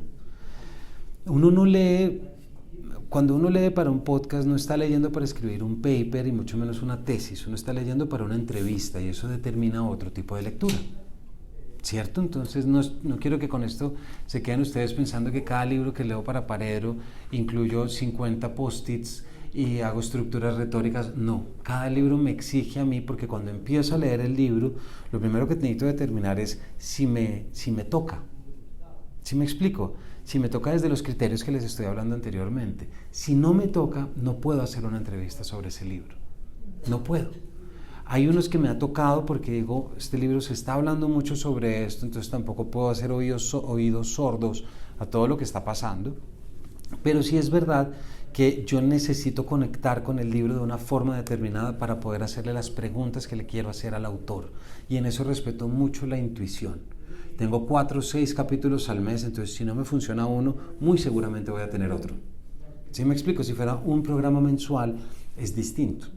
Pero tengo mucho movimiento, entonces eso me permite como arrancar a leer. Y ustedes no se imaginan el problema en el que me he visto cuando acepto tal libro, cito al autor o a la autora, no me he leído el libro, empiezo a leérmelo 3 días antes y digo, yo no puedo entrevistar sobre este libro. Y claro, ahí entran mis hijos, se enferman, tengo que llevarlos a citas médicas, se me complica el pago del impuesto y tengo que cancelar la entrevista. No le puedo decir por qué, pero eso es una infidencia que no salga de Centroamérica, ¿vale? Pero me toca porque tengo que respetar mucho más y no puedo meterme una máscara postiza para escribir sobre algo que no me interesa. Y por fortuna Paredro tiene una independencia que nadie me obliga a qué traer. Cada uno de todos los libros que han aparecido en Paredro, que yo creo que deben ser sobre creo que puede ser alrededor de 300 libros que hayan pasado por el programa, yo los he elegido todos. A mí nadie me ha dicho tienes que escribir o tienes que publicar esto, por fortuna, y quiero mantenerlo así, aunque me cueste más trabajo la sostenibilidad, que ahorita también quiero contarles un poquito sobre. No, voy a seguir ahí. Entonces lo primero es leer el libro completo para poder generar la conversación y para poder establecer estos vínculos y saber de qué se trata. Luego siempre creo que la comunidad lectora agradece mucho que haya siempre un camino que muestre que la novela es una herramienta para comprenderse mejor a sí mismo y comprender la realidad. Y en eso soy muy enfático, porque claro, fíjense, voy a ponerles un ejemplo que no forma parte de nuestros países, pero hay una novela extraordinaria de Colson Whitehead que es El ferrocarril subterráneo. No sé si la conocen, se la recomiendo muchísimo, hay una serie en Prime, y es una historia en la que Colson Whitehead hace de una verdad histórica lo que era un mito histórico como el ferrocarril subterráneo. Y en la época de la Guerra Civil estadounidense había un mito que existía un ferrocarril subterráneo y que ese ferrocarril subterráneo se utilizaba para que los esclavos pudieran escapar del norte al sur. No era literalmente un ferrocarril, era un grupo de gente que se organizaba para poder llevarlos y pasarlos en la frontera, pero el hecho es que Colson Whitehead se lo imagina así y es una novela impresionante que, bueno, a mí me pasó que si yo creí que sabía algo sobre la esclavitud y los maltratos sobre la raza negra, no tenía ni idea. O sea, ni idea. Después de leer eso entendí todo lo que me faltaba. Esa novela se publica faltando 2 meses o a los 2 meses que Trump queda de presidente por primera vez, después del movimiento de Black Lives Matter. Entonces ahí uno dice, nadie empieza a escribir porque sí. La gente le interesan las cosas porque hay algo de su presente que lo empieza a tirar. Habrá otros autores que de repente están pensando en cosas que no tienen nada que ver, yo sé quiénes son, entonces a esos sé qué preguntarles y cómo preguntárselos. Pero muchos otros surgen de momentos determinados, de coyunturas, que de alguna manera lo que hacen es mostrarnos cómo ese autor se relaciona con su propia realidad y cómo la está leyendo. Entonces no hay tal cosa como, no, de repente me desperté con las ganas de escribir una novela de 600 páginas sobre un esclavo que se escapó del Imperio Romano. No, siempre hay algo. Lo importante es tejerlo y poder sacarlo bien. Es muy importante también la idea de charlar con rigor, porque nada más harto que las clases que huelen a naftalina, ¿cierto? Nada más harto como que recitar en latín y que digan, uy, no, silencio porque vamos a hablar de poesía. Eso está mandado a recoger de la manera más inmediata. No podemos pretender que nuestros alumnos suban a la altura de la solemnidad solamente para que nosotros podamos tener la tranquilidad de, uy, les transmití bien el García Márquez. No, hay que hacer todo, hay que mancillar, hay que respetar, hay que hacer todo lo que se quiera, pero con rigor. Y hay que ser muy bueno para uno deslegitimar algo para bajarlo, porque no se puede hacer desde la ligereza. Entonces ahí me parece que hay un componente muy importante y lo demuestro mucho en el gran porcentaje de novelas o de libros que pasan por Paredro. Me preocupo muchísimo por leer así sea un pequeño fragmento en voz alta, y eso lo hago por dos cosas. Primero, para mostrarle al autor o la autora que sí me leí el libro, y eso es muy importante porque cada quien suelta a partir de lo que vea lo que el otro ha hecho por uno. Seamos así de francos. Ustedes le contarían a cualquier fulano que llega por la calle cuando les rompieron el corazón y ustedes dicen, no. Uno cuida su información. Y todos los autores, sabemos, están hiperacostumbrados a hacer miles de entrevistas. Yo quiero que a mí me cuenten lo que no le han contado a nadie más, ¿cierto? Yo quiero sacarles eso que no está en ningún otro lugar. Entonces me tengo que esforzar más que los demás. Y tengo que leerlo distinto y tengo que leerlo de una forma diferente. Desarrollo el contacto y desarrollo la confianza con el autor, pero al mismo tiempo le estoy diciendo al oyente, vaya al texto. Sin el texto no se hace nada. Y es muy importante que si lo que estamos aquí detrás es de una idea de enseñar a leer mejor, pues evidentemente tenemos que siempre recalar sobre el texto, estar en el texto, y nada mejor para eso, que lo debía haber puesto acá, mi mejor amigo en todo esto ha sido, aquí no lo tengo, pero el lápiz. Y subrayo, o sea, de vainas no subrayo las carátulas, subrayo todo lo que pueda. Para mí un libro que me leo queda escrito por todas partes. No, pero ¿cómo se le ocurre escribir en los libros? De nuevo la solemnidad. ¿Cómo se le ocurre? Pues no lo haga usted. Pero yo necesito dejar una huella en el texto, literal y metafórica. Necesito dejar una huella que yo pasé por acá y esto fue lo que me llamó la atención. Luego, años después, vuelvo y veo cosas que ya no me llaman la atención. No las borro, las dejo ahí. De pronto paso a otro color. Fíjense, pero me gusta dejar como mis propias huellas en el texto, y eso tiene cosas interesantes. Fíjense que, por ejemplo, para la tesis doctoral de Rayuela, yo analicé Rayuela en la tesis doctoral y tuve mi librito de cátedra de Rayuela, que ustedes no se imaginan la cantidad de anotaciones que tenía por todas partes, hasta que nos estábamos devolviendo de mi finca en Pereira, en Risaralda, paramos a almorzar en Ibagué y nos rompieron las ventanas del carro, nos saquearon, se llevaron mi computador. Y claro, en la mochila, mi mochilita arahuaca, que ningún ladrón en Ibagué tiene por qué llevarse, me dio por meter un iPad junto con muchos otros libros. Entonces no se llevaron el iPad, sino que se llevaron la mochila entera. Y entre esos estaban mis libritos de Cortázar, que estoy seguro que ningún asaltador, que ojalá que sí, ojo, sería muy bonito, pero no creo, no soy tan ingenuo, como que el atracador de repente hubiera quedado leyendo Rayuela. Estoy seguro que no. Esa Rayuela cogió y se botó a la basura, la primera basura que encontraron, y con ella se fueron mis 15 años de anotaciones y de toma de notas. Y estaba dictando un club de lectura sobre Rayuela. Y entonces dije, fue pucha, ¿qué voy a hacer? Y dije, me toca cambiar de edición y me toca volver a arrancar. Y volví a arrancar también con la ilusión de decir, si no hago esto, me voy a quedar hablando de la misma Rayuela toda la vida.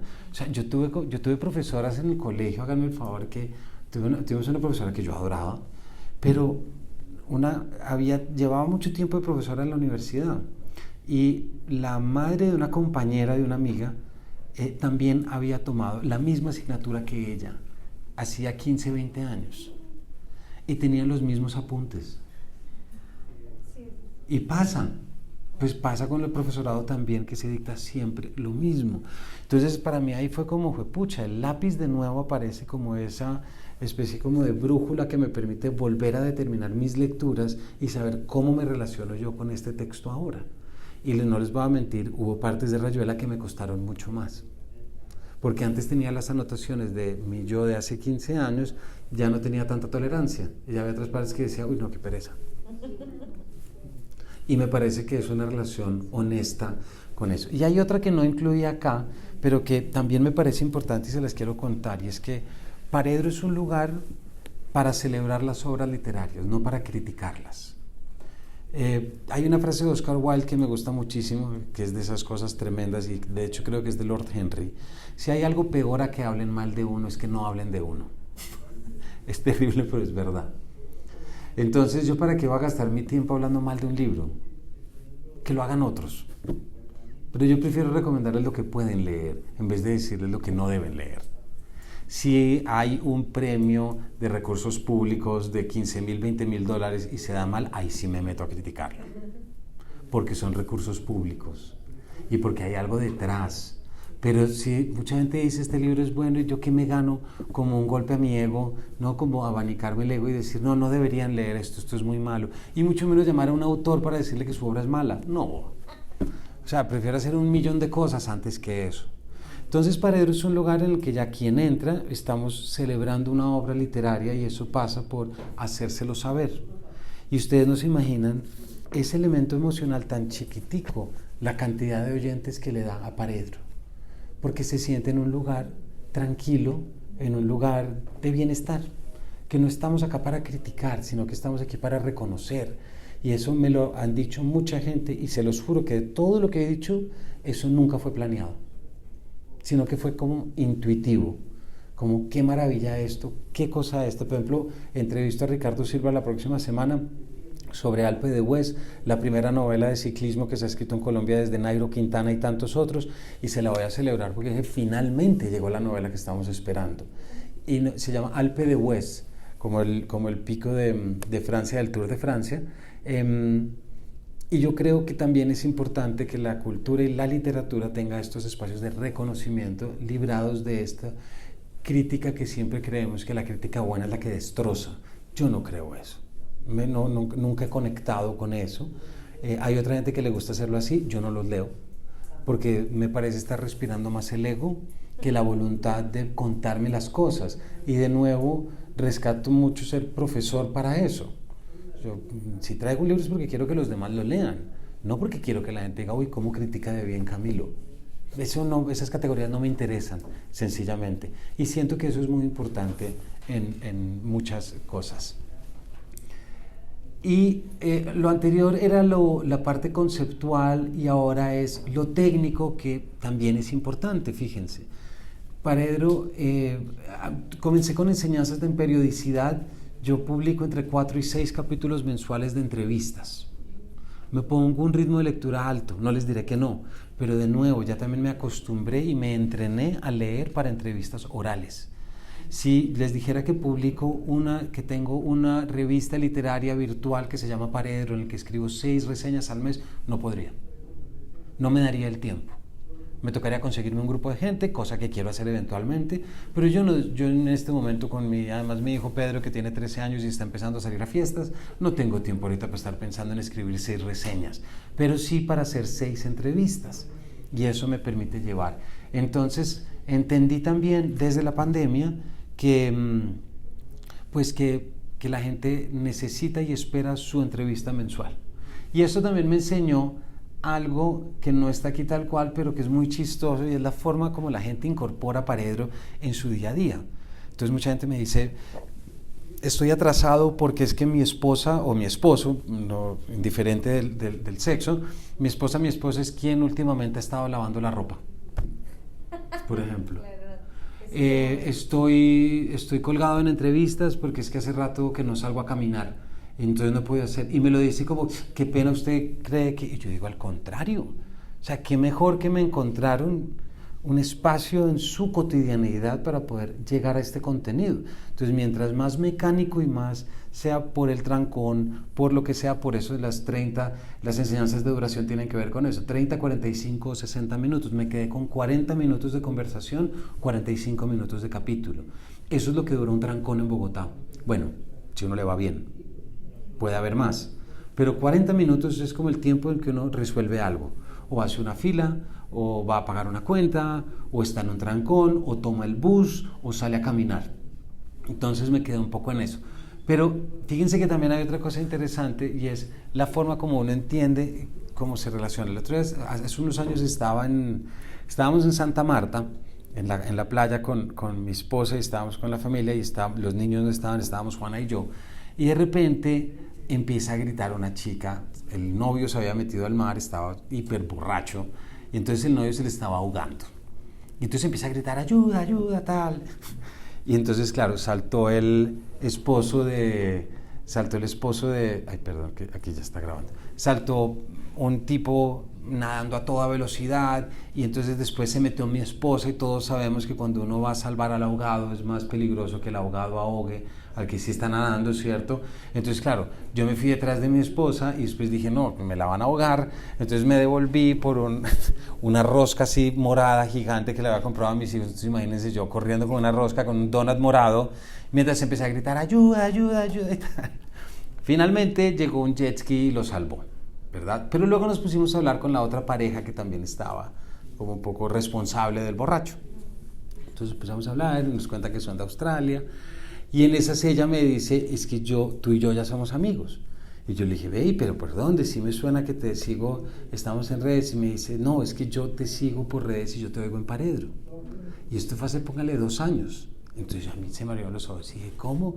Y me dijo, yo sí te había visto y por las fotos me pareció que eras tú, pero cuando gritaste sí supe que eras tú. Y dije, claro, la voz se mete a todas partes. Yo me voy a la cama no sé con cuánta gente, si queremos pensarlo así. Me meto en las intimidades más grandes y ahí está la voz, ¿no? Está la voz en la ducha, está la voz cuando va al baño, está la voz cuando está lavando la ropa, y ahí está la voz, y ahí está. Y empecé a entender esa relación que se ejercía y que se manifestaba, ¿no? Esa intimidad. Y además si se escucha, piénsemelo también desde lo técnico, si se escucha con audífonos, estoy yo, pero frente a frente con ese oyente. Eso es una responsabilidad muy grande. Y por eso es tan importante leer con rigor y seleccionar con rigor. Porque lo que viene después de eso es gente que me dice, yo tengo mi biblioteca de Paredro. Yo tengo mis libros que usted ha recomendado, no me los he leído todos todavía, pero yo los tengo ahí. Y entonces digo, pucha, alguien va y se compra un libro de 60,000 pesos, que son $25, $20, solamente porque yo entrevisté a alguien. Sí hay un efecto. Y tengo otra gente que me dice, oiga, me leí tal libro, me encantó, pero luego fui a ver y no está en Paredro, entonces ya no sé si es tan bueno. Y digo, hombre, no, tampoco, o sea, no tampoco podemos llevarlo hasta ahí. No, pero entonces la gente, empecé a entender que la gente sí, por estas metodologías, por el análisis en textual y por todo lo demás, me convertí un poquito en un consejero. Así me gusta pensarlo. Como en un intermediario, porque yo soy el intermediario entre la editorial y el lector, y entre también la librería y el lector. Ahí aparezco yo diciendo, venga, de todo lo que hay, esto es lo que usted puede ir a ver, esto es lo que usted podría hacer y esto es el camino que usted pueda tomar. Entonces fíjense la cantidad de cuestiones que se empiezan a desarrollar luego de uno saber muy bien cómo quiero leer y cómo quiero invitar a la gente que lea. Por eso vuelvo a esos 8 referentes bibliográficos con los que comencé, porque para mí ya es muy claro que para mí la lectura es esto. Entonces ya sé que esa es la cuerda, esa es la pita de la que tengo que alar y alar y alar para que la gente pueda conectarse. Bueno, aquí hay una lista de invitados, pero con esta letra creo que no. Son 276. Se los quería traer como para entender la variedad, ¿no? Porque aquí hay colombianos, hay mexicanos, hay venezolanos, hay peruanos, hay ecuatorianos, hay chilenos, brasileños. Hay una medio brasileña que es María Elena Morán, autora de Volver a Cuando. También hay gringos, hay españoles. No hay franceses ni italianos, vamos a ver si llegamos, pero si quieres pasa rápido, son como 3, pero quería traer todas para poder mostrarles y compartirles todo eso, ¿qué tal? Bueno, esto ya me adelanté un poquito, que es la incorporación en la cotidianidad para escuchar los capítulos, el cambio de hábitos en compra de libros, Porque claro, uno no es el medio que está recomendando el libro, entonces todos sabemos, Prisa es dueña de no sé qué, entonces van a decir esto y le van a poner la doble página tal, uno no. Y ahorita más adelante les voy a mostrar elementos de financiación y de pautas, pero lo único que sé es que no me puede financiar ninguna editorial. Porque si me financia una editorial, además de que no tienen plata para eso, seamos sinceros, pero si me financia una editorial, entonces ya mi juicio puede quedar, claro, está llamando a este porque como le paga random, entonces cómo no lo va a llamar, y pierdo la credibilidad con el oyente, y eso es lo más importante. Hay otros que sí busco, pero hay unos que yo sé que no me puede romper esa confianza con el lector y mucho menos que llegue a sonar postizo. Y me ha pasado como que me dicen, vea, leas este libro, le va a gustar, lo siento mucho, no. O sea, no puede entrar de ninguna manera. También les hablé de la intermediación y siempre con esta apertura o esta recomendación de la ficción como un método de conocimiento del mundo y de la realidad. Rescato de nuevo como ese otro elemento. Pero sí la monetiza. Ya te voy a mostrar, sí, esa es una parte importante. Quiero mostrarles unos datos y estadísticas también como para que lo podamos aterrizar y entender el alcance. Fíjense que Paredro Podcast se escucha en 128 países. Está Burkina Faso y todo, pero pues claro, son unas cosas chiquitas, seamos sinceros, pero estos son como los que me interesan, que son los principales, por lo menos los que tienen en porcentajes. Fíjense que en Colombia está en un 69%, Estados Unidos un 7% por comunidad latina, luego está España con un 5%, y España, Argentina y México han sido los 3 países que sí me dediqué a cultivar desde hace unos años y empezar a subir esos porcentajes de escucha. Se hace, por supuesto, a través de autores que uno invite, ¿verdad? Pero también, no voy a mentir, a través de pauta y a través de cosas que uno tiene que teledirigir, por supuesto. Entonces, España está en un 5%, Argentina en un 3% y México también en un 3%. Y luego está Alemania con 2%. Que uno dice como, ¿de dónde, quién viviría en Alemania? ¿Verdad? Pero hay muchos estudios académicos de literatura latinoamericana y muchos archivos, entonces también hay. Y eso es importante porque a mí me interesa mucho que Paredro sea una herramienta para el lector frecuente, para el lector infrecuente, pero también para el investigador y para el académico, porque no puedo decir que no se lea con un rigor académico y que hay cosas que si tuviera el espacio lo llevaría a un territorio académico. Fíjense los datos demográficos, todo esto sale de Spotify, ¿no? En todos los datos de todas las publicaciones, fíjense que es un 53% femenino quien más escucha Paredro. Lo que fortalece esas cosas que ya sabemos, que hay más lectoras que lectores, ¿no?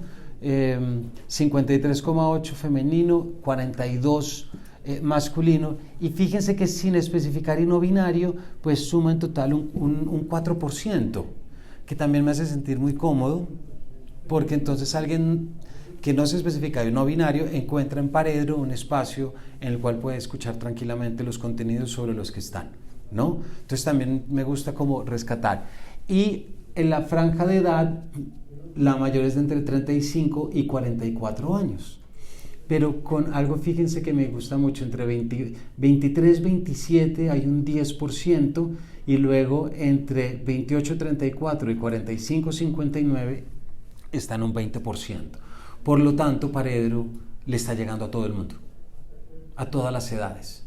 No solamente le está llegando a los millennials, o no solamente le está llegando a la gente de mi generación, sino que he encontrado un lenguaje transversal que este interés de nuevo de entender la literatura desde estas perspectivas le cala a todo el mundo y no es una cuestión de edades.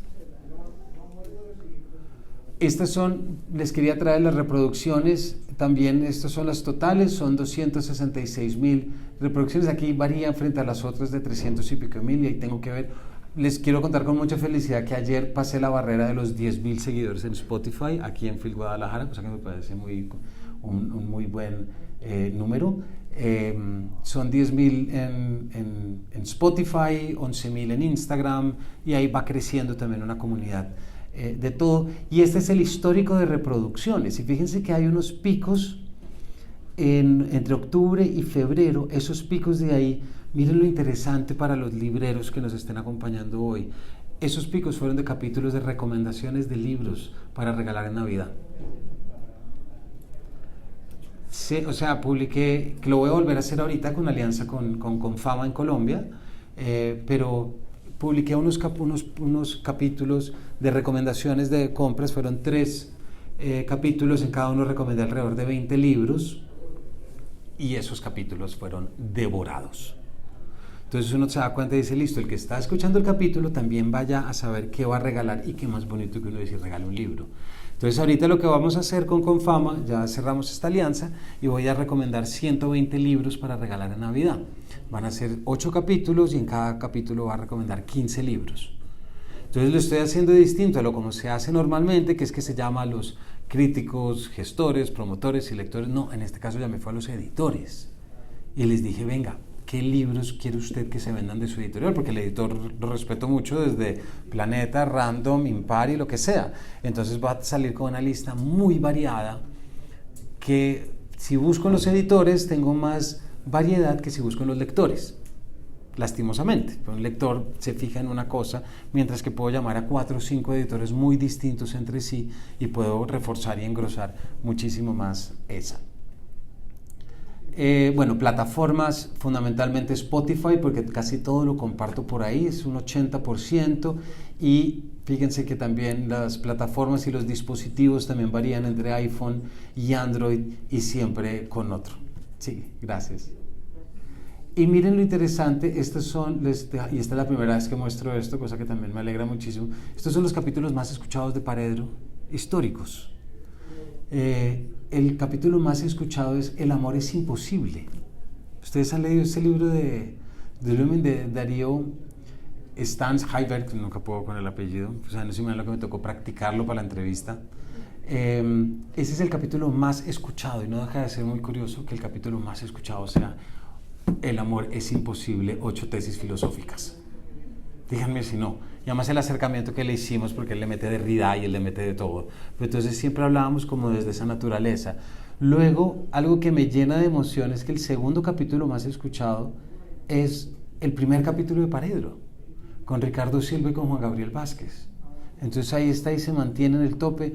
Luego Héctor Abad Faciolince, luego Irene Vallejo, luego Juan Gabriel Vázquez y Ricardo Silva 200 capítulos después. Gilmer Mesa Aranjuez, un autor colombiano que les recomiendo muchísimo si no conocen. Piedad Bonet, y fíjense que Piedad Bonet, ahorita en el siguiente vamos a ver otro pantallazo, pero Piedad Bonet creo que es la autora que más se escucha en Paredro, porque 2 o 3 capítulos de ella están siempre entre los 15 más escuchados, ¿no? Entonces está Piedad, Mario Mendoza, Daniel Coronel, Mariano Sigman, El poder de las palabras, porque también me interesa acercarme desde otros campos de la neurociencia, qué hace la literatura en el cerebro. Entonces alcanza a publicar como 4 o 5 capítulos concentrados en la importancia del cerebro, etcétera. También como para uno entender qué es lo que está haciendo desde otro lenguaje, si se fijan, porque una cosa es el deje la bobada, mijo, y otra cosa es mire que la neurociencia lo dice. Y es importante sacar la neurociencia, a veces tener ese as bajo la manga. Rosa Montero, El peligro de estar cuerda, y luego Pilar Quintana y Gloria Susana Esquivel es el 10 capítulos y es el segundo capítulo de Paredro. Entonces fíjense cómo el primer y segundo permanecen entre los más escuchados. Eso me parece que muestra algo. ¿El segundo cuál es? El segundo es de Ricardo Silva Romero y Juan Gabriel Vázquez. El segundo capítulo más escuchado es el primer capítulo de Paredro, emitido, digámoslo así. Es que luego pasa que descubres a alguien que te llama la atención y luego vas al principio y empiezas ahí la lista. Pues yo tuve un oyente increíble, tuve un oyente de Puerto Rico que descubrió Paredro y se oyó todos los capítulos. Suele pasar eso. Pero todos, muchas gracias. Ella se los oyó todo y me iba tagueando, entonces me tagueaba por red y entonces sabía en qué iba. Entonces va en el 40, después va en el 60, va en el 150, va en el 220. Y uno dice como que confianza, ¿no? Luego está, bueno, acá los traje, no hace falta porque igual ya son las 35 y hay otras cositas que les quiero mostrar rápido. Sigamos. La financiación, lo que hablábamos. Llegó un momento en el que dije, yo me quiero dedicar a esto. Y si no le saco plata, no me puedo dedicar a esto, ¿no? Las editoriales no tienen plata para esto. O sea, las editoriales no tienen, los departamentos de prensa no tienen rubro para esto. Y también, como les digo, pues también es complicado uno recibir plata de ellos, porque entonces te estás casando con algo y yo no me quiero casar con nada, ¿no?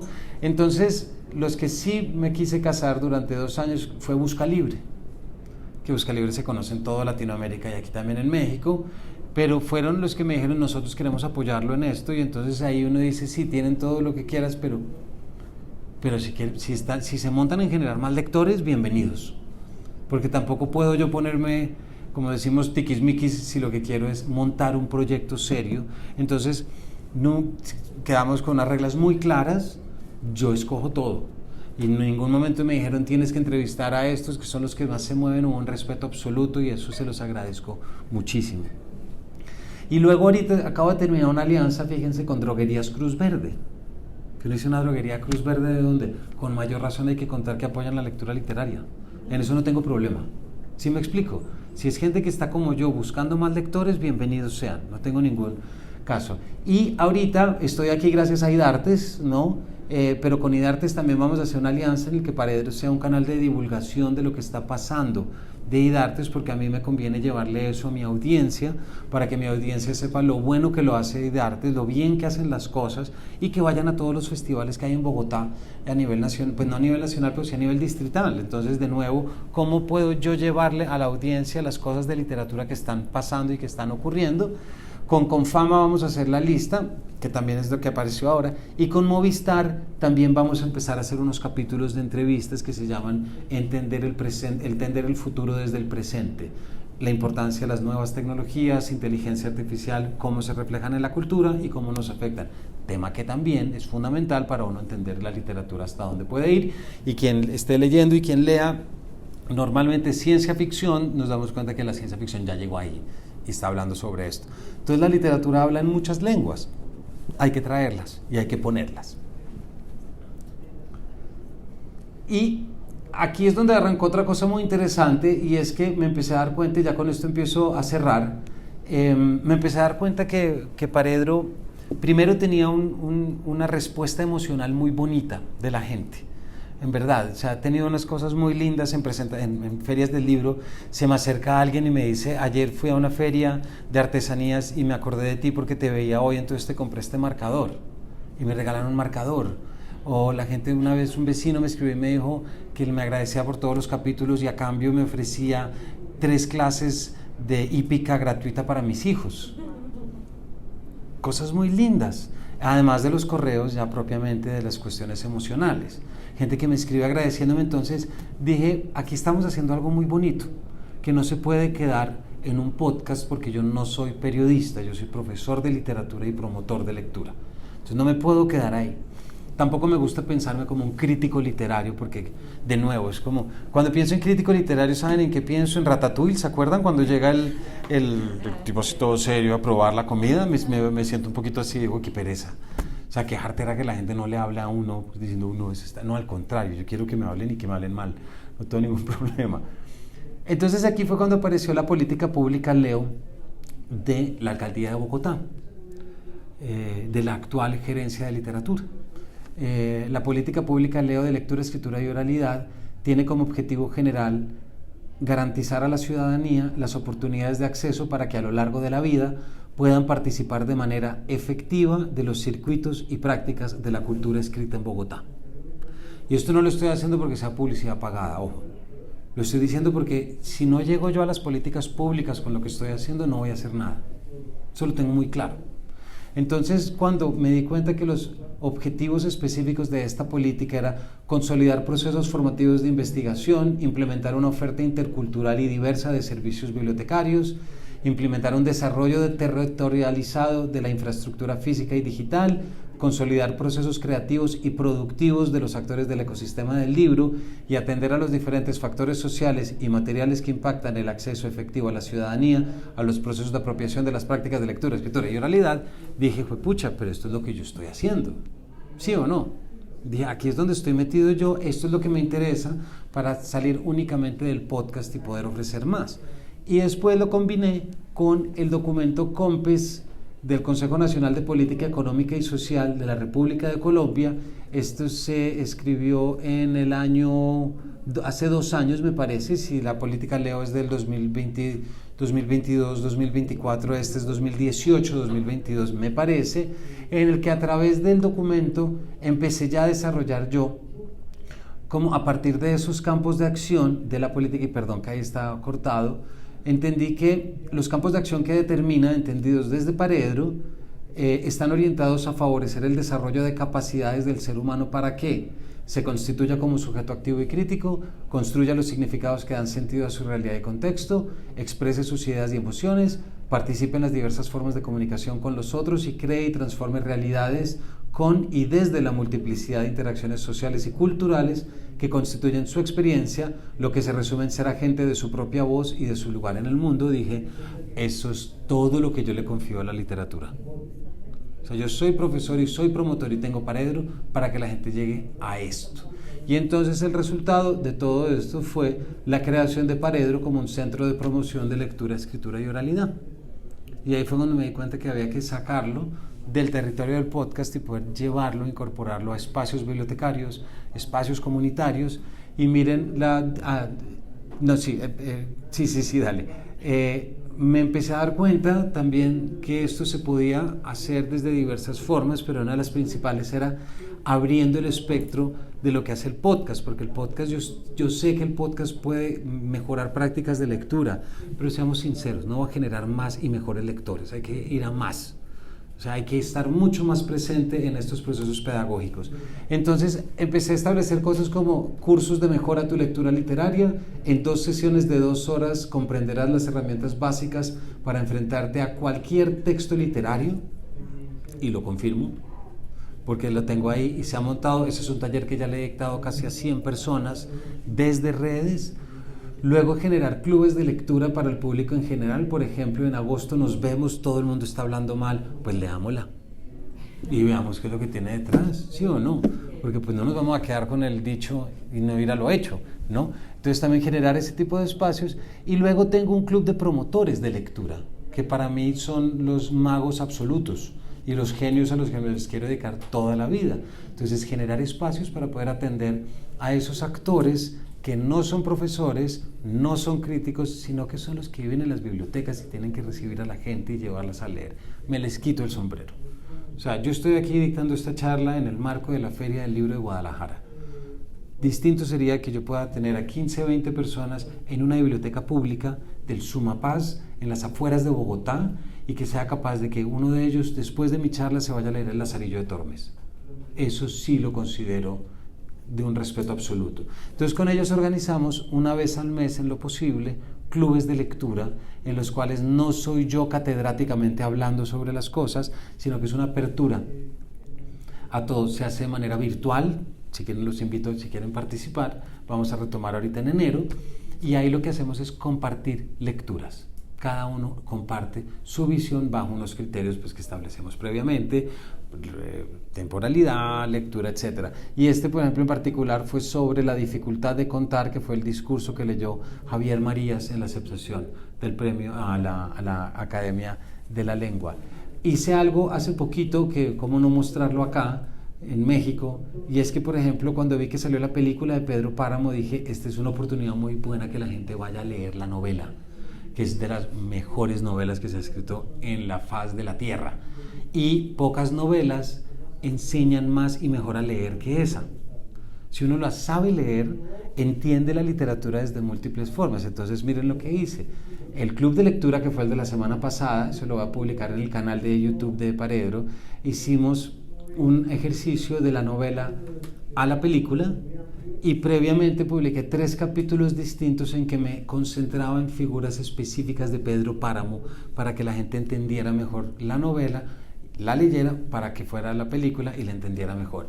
Entonces me dediqué primero a los monólogos de Pedro Páramo, leí en voz alta Los Dolores de Dolores Preciado, Pedro Páramo y Susana San Juan.